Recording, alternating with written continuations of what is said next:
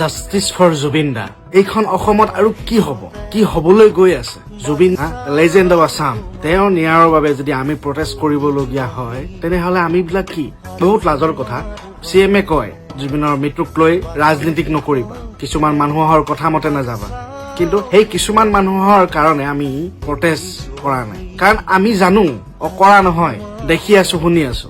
27 ছেপ্টেম্বৰৰ দিনাখন আপুনি কৈছিলে যে মই যদি জুবিনক ন্যায় দিব নোৱাৰো তেতিয়াহ'লে আপোনালোকেতো মোক এনেও ভোট নিদিব, আপুনি নিজেই কৈছিলে। এতিয়া আপুনি কয় জুবিনৰ ইছ্যুলৈ ভোট নিদিয়া কথাটো উচিত নহয়। আমি কি কৰা নাই, দলং বনোৱা নাই, ৰাস্তা বনোৱা নাই, ইত্যাদি ইত্যাদি। চব আমি জুবিন দাক লৈ কিনে কোনো ৰাজনীতি কৰা নাই। যিখিনি কৰি আছে, যোনে কৰি আছে, আমি এই চকুৰে দেখি আছো।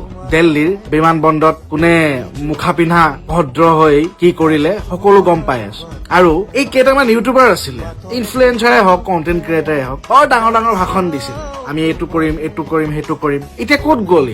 নিমাত হৈ গ'ল যে, কোনো মাত নাই কিয়? কাৰোবাৰ পৰা ভয় খাইছে নেকি?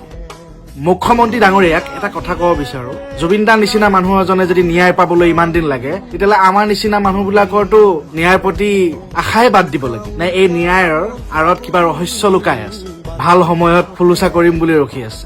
কাৰণ পলিটিক্স বোলা বস্তুটো বহুত লেতেৰা বস্তু। দেখাই দেখি আছে, শুনাই শুনি আছে। অসমৰ মানুহ পাগল নহয়। আমি লাগি আছো জুবিন দাৰ জাষ্টিছৰ কাৰণে, শান্তিপূৰ্বকভাৱে প্ৰটেষ্টো কৰিব বিচাৰি আছো।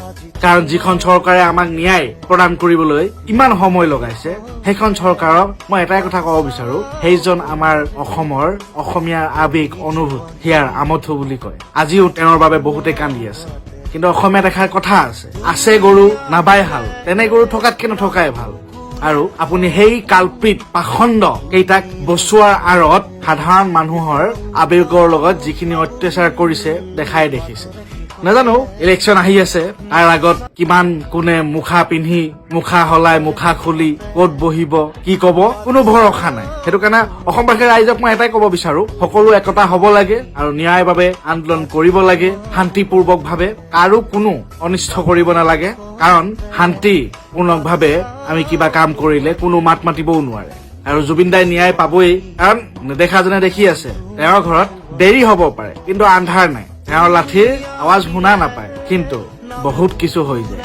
আৰু জাষ্টিছ ফৰ জুবিন দাৰ ন্যায়ৰ বাবে সকলো একেলগে মাত দিয়া। আৰু কিছুমান ধোৱা তুলসীৰ পাত, কিছুমান দালাল, কিছুমান পলিটিচিয়ানৰ আঁৰত লুকাই থকা পাখণ্ডৰ কাৰণে আমি পিছুকি যাব যাতে নালাগে। কাৰণ জুবিন দাই কৈছিল আমি আজিৰ প্ৰজন্ম হয়, ইচ্ছা কৰিলে দেশ বনাবও পাৰো, ইচ্ছা কৰিলে দেশ জ্বলাবও পাৰো।